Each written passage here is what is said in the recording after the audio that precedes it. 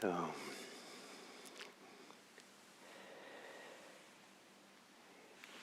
good morning, everyone, and good day. I'm quite happy to be back here after these 3 weeks of being on retreat, and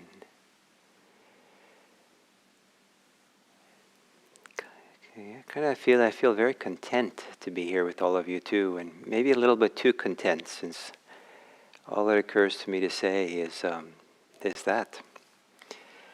But I'll get into the swing of it, of teaching here in the morning. And so, little bit kind of dipping into some of the teachings from this 3-week retreat I taught. I want to start with this simple idea that sometimes floats around different places, in physics and other places, that you can't observe something without changing it. And so you don't necessarily see exactly what is there, but you see what's kind of co-arising with how you observe it. And that could well be, but what I'd like to suggest today is that you can't observe something, you can't be aware of something, you can't know something without changing the observer, changing you.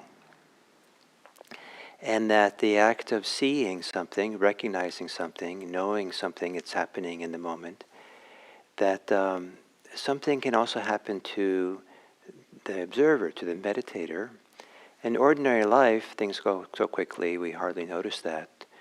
But in meditation, we're allowing for that to really build a change within us that creates a context or creates a container for holding our experience. So maybe it'll be a little more interesting for you to stay present.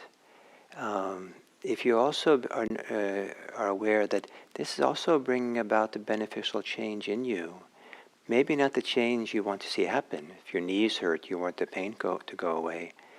If you're somehow agitated, you want the agitation to go away. But some in a different way, the act of mindfulness begins to change the observer, change you. And that can be guided or be augmented in a very nice way if in the knowing of the experience, whatever thing we know it in a calm way. We know it peacefully. And what we can bring to the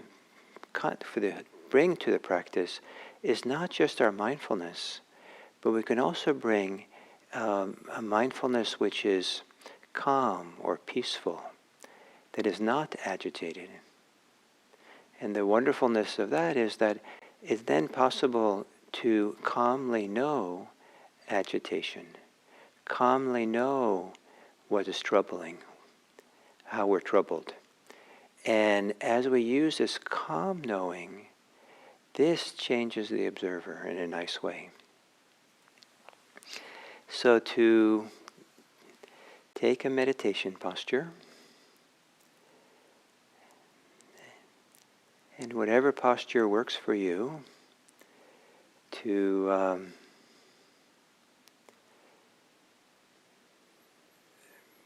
meditate in, but ideally a posture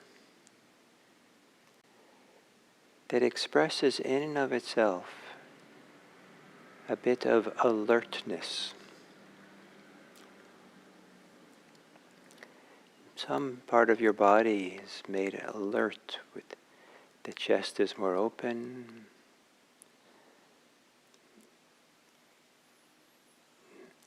the back is a little straighter, a little bit more vertical.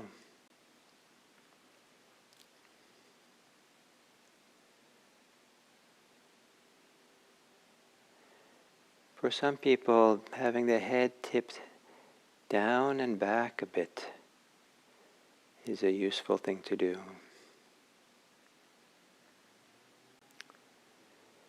And lowering the gaze,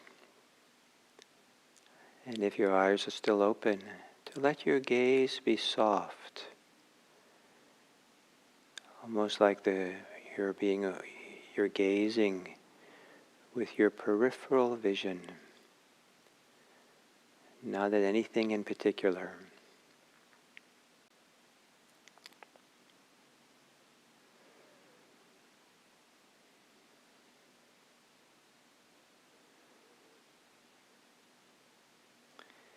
Gently closing your eyes.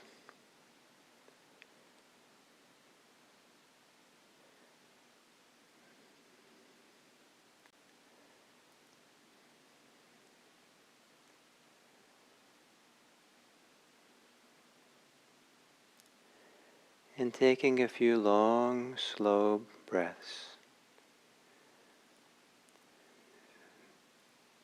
As the deep in-breath grows, to feel more fully your torso, the expansion of your chest. And as you exhale, to relax, let go.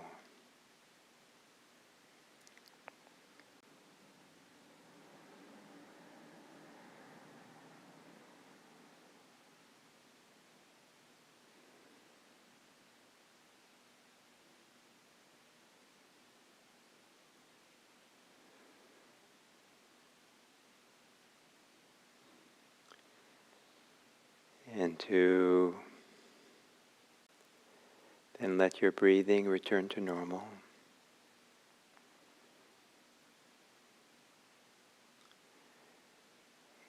And are there further places in your body you can now relax, release?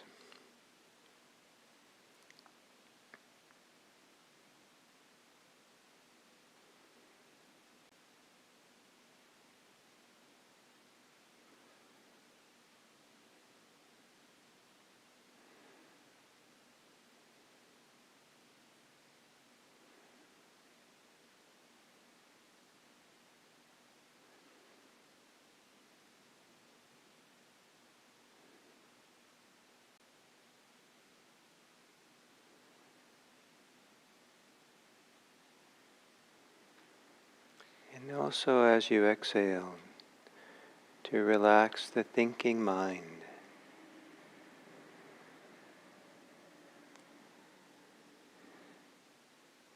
Any tension or pressure associated with thinking, let it relax and settle.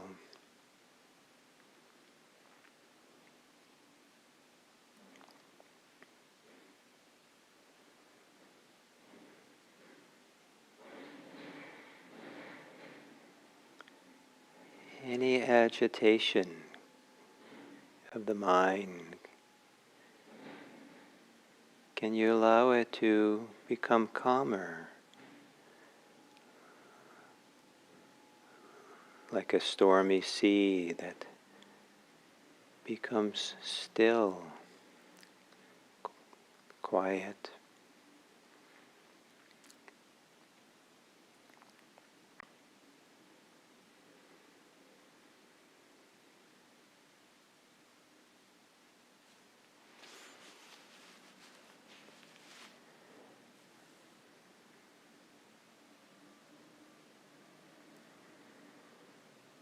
And then become aware of some sensation in your body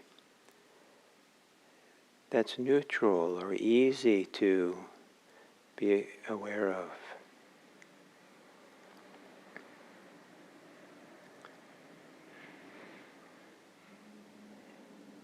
A sensation which you can be aware of calmly. A peaceful awareness, a peaceful knowing.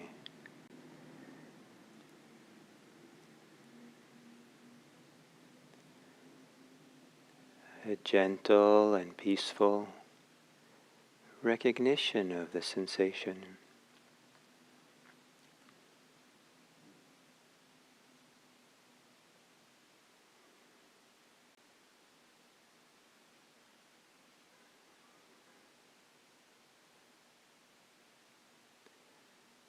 Staying with the sensation for maybe 3 or 4 more breaths, or another one if it goes away.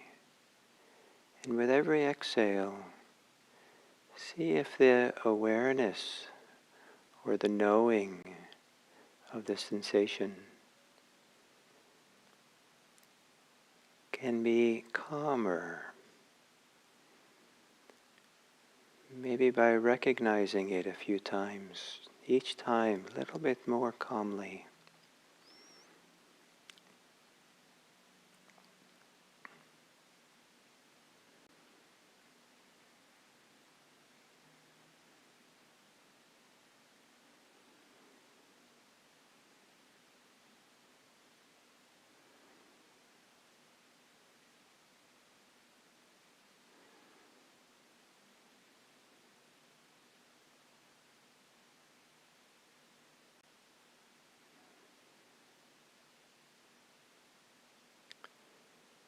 And the more you can be aware, the more you could recognize whatever is happening in a calm way. The recognition will change you.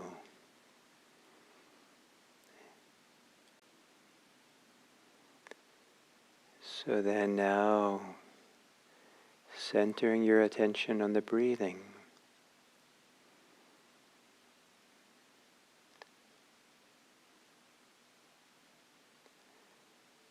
and calmly bring forth a calm knowing of breathing.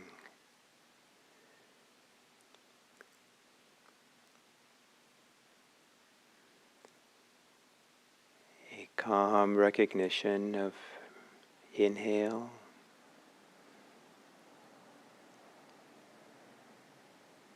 a peaceful recognition of exhale.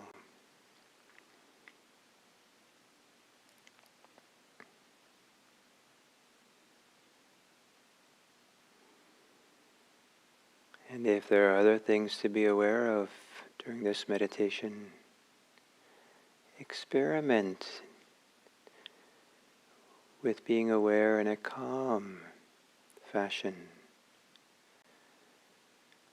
No hurry.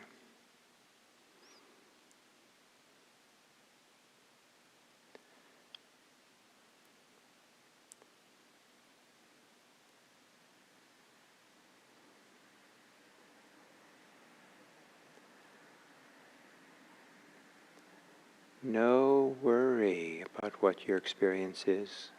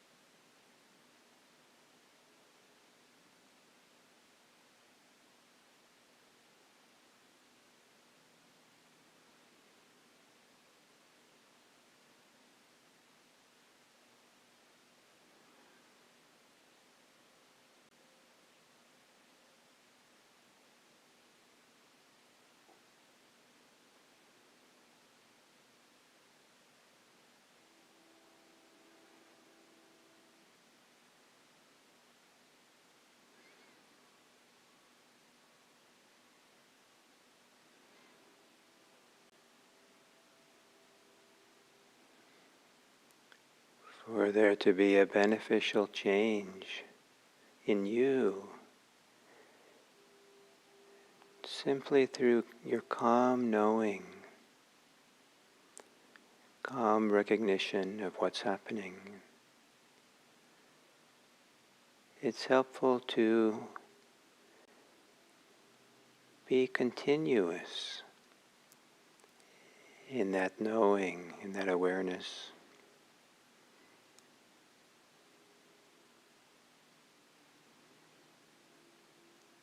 Continually renewing it when it fades away.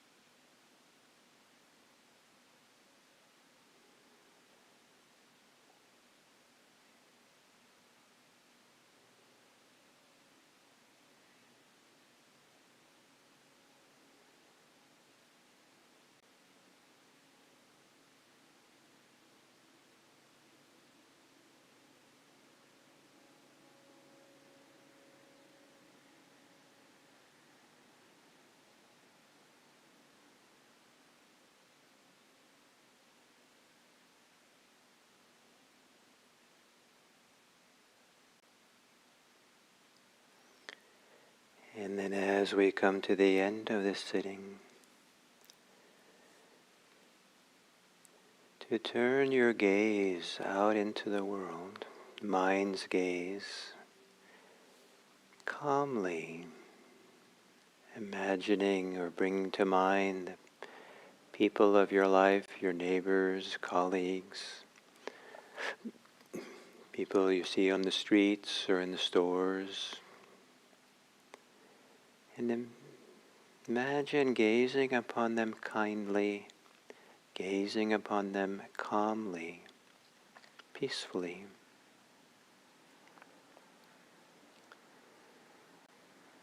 And to wish them well, to wish them a peaceful time, and to offer them a little taste, little piece in how you know them, how you look upon them, looking upon them peacefully. May they be peaceful. May they be happy. May they be safe. May they be free. And may we find a way to be peaceful together. And in doing so, change the way that we relate to each other for the better.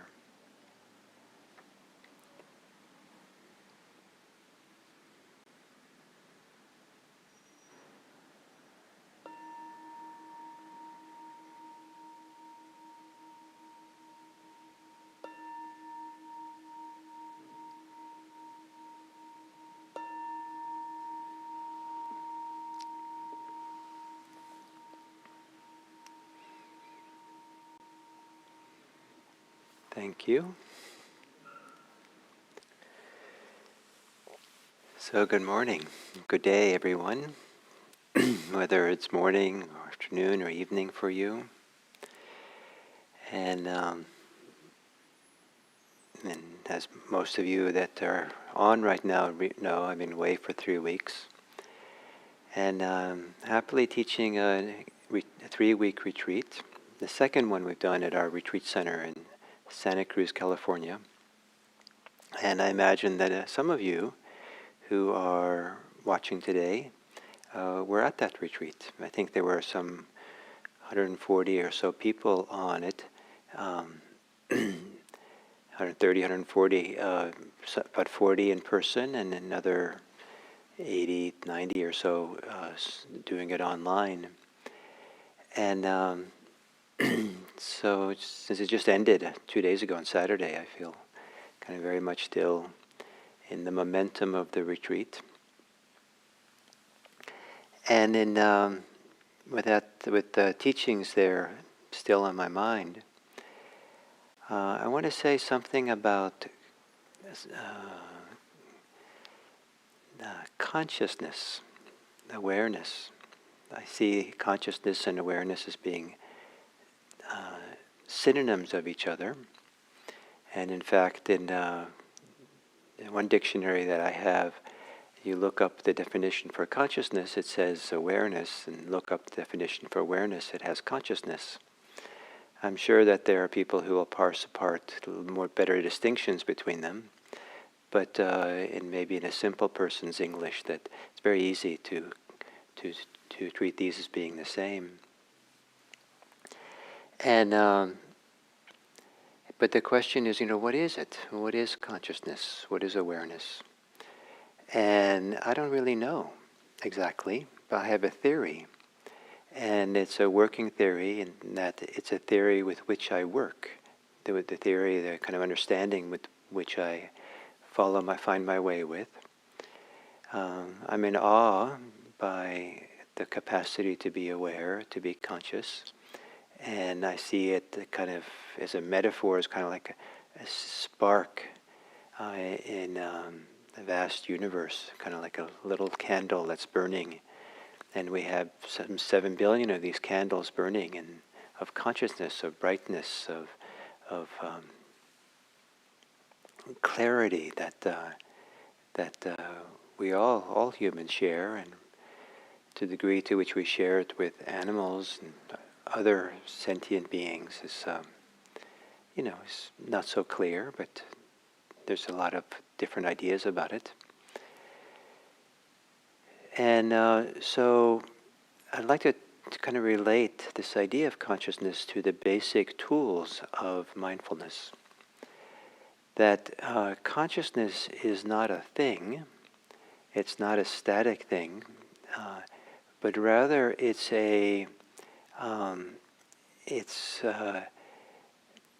image or the sense that the mind constructs for the gestalt of all the different capacities we have for attention and all the different kind of mental influences that might impact on our attention. And so a gestalt means something that's kind of a whole that's larger than its some of its parts. And so the mind has this capacity to construct. Mind is a constructing organ. It takes in a lot of the data from outside and inside, from all the different sense doors we have, and the inner from the mind, and the mind's memories and thoughts and projections of the future. And it's an amazing, the mind is an amazing organ of processing data, information that comes in, and then reconstructing in such a way that we can find our way in the world. One of the ways that I marvel at is that you can, someone can throw you a ball in the air, and your mind will calculate the physics of when and how and where you will catch the ball. If it's a beach ball, you'll calculate it very differently than if it's a baseball thrown at you as a fastball. So there's a very different kind of calculation that goes on, and that includes the height of which it's thrown, the weight of the ball, the size of it, and all kinds of things come into play.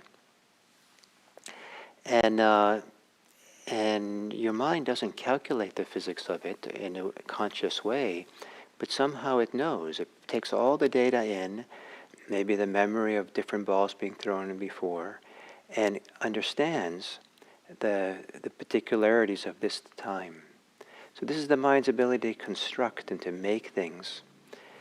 And we know that sometimes it does so creatively, that or sees things dynamically that are not really dynamic in a certain way.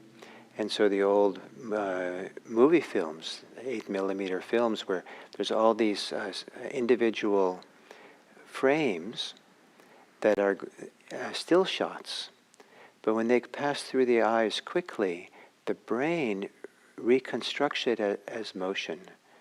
There's no motion on the screen. There's a lot of quick still shots put on there, and so the mind constructs something. So the mind has a constructive organ, and it takes all the different capacities for perception and awareness and knowing and recognition, and together forms kind of a whole sense of what that is, that can feel like just a marvelous sense of consciousness, of awareness, open, broad spectrum awareness. But the way people experience consciousness and being aware varies very much from person to person and from individual from day to day, depending on all kinds of mental factors that come into play that influence that sense of awareness and consciousness. So, for example, if we spend a lot of time being distracted, then we hardly even know that we're conscious and aware. We know it in the abstract, but we don't live in in the intimate awareness of awareness, the intimate knowing of, wow, this is amazing. Whereas other times when we're not distracted and maybe in some beautiful natural setting or looking at the sky and clouds, we might kind of marvel at the fact that here we are on this planet, aware of the planet and how special that is, and it's quite something to be with someone as they die and see that there's consciousness, and then seemingly in that body there's no more consciousness. It's kind of, that'll happen to us at some day. So consciousness, the sense of it all can depend on whether we're distracted or not distracted, calm or not calm. So the sense of consciousness is influenced in different ways by different ways in which we know things. And in mindfulness practice, there are different attentional faculties that come into play. And different people will specialize in different ones of these attentional faculties as their grounding into mindfulness. Mindfulness itself is not a particular function of a particular organ of perception, but rather is also a little bit of a gestalt of different things coming together to help us to be mindful. That maybe is a narrower, smaller sphere of things than what it constructs the idea of consciousness.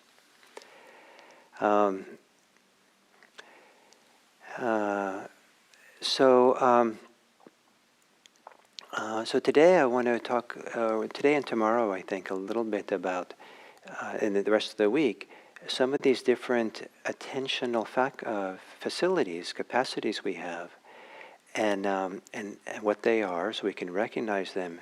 The more we recognize them, the more we can use them at different times and ways. And I'll talk about the ones that the Buddha emphasized when he taught mindfulness practice. And there's about 4 different things ways of paying attention that he emphasized. And with a principle that we are changed as we use them. The observer, when we observe something, the observer can be changed by the observation. And that's a principle that we're using in Buddhist practice. We're observing, we're being mindful in such a way that we are changed in the observing. The simplest way of saying it is that as we observe in a calm way, we become calmer and calmer. If we observe our experience in an agitated way, it's easy to become more and more agitated. So how we're aware is crucial for this enterprise of mindfulness and allowing it to change us for the better. And so what I'll talk about today and tomorrow, now it's almost time to stop, is what I call knowing, which I see as a synonym for recognition. A moment of recognition, just the simplest recognition of something. Looking at a cup and recognizing that's a cup. That can be verbal, recognition, or it can be kind of non-verbal, cognitive recognition of a cup. We have a lot of non-verbal cognition that goes on all day long,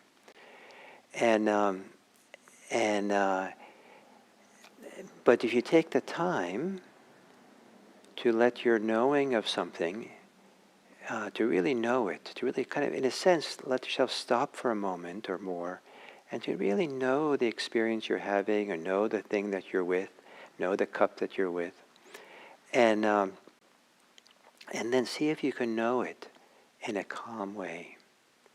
Begin experimenting with calm knowing of things. And that could be the homework for the next 24 hours if you're inclined, is to go, in the course of the day, see the manner by which you know the world you're in, the way you're perceiving it, but especially how you recognize what's going on. Is that in a hurry? Is it agitated? Is it tense? Is it contracted? Is it pulling away? What happens if to you, if you know, if you recognize something, and the recognition itself has time to be done calmly? And then I'll pick up on this tomorrow. So I hope that makes sense, and I hope that as we go through this week, you'll start appreciating both the different faculties for attention, but also how those faculties then might help shape our sense, our construction of consciousness itself. So thank you very much, and look forward to being here tomorrow.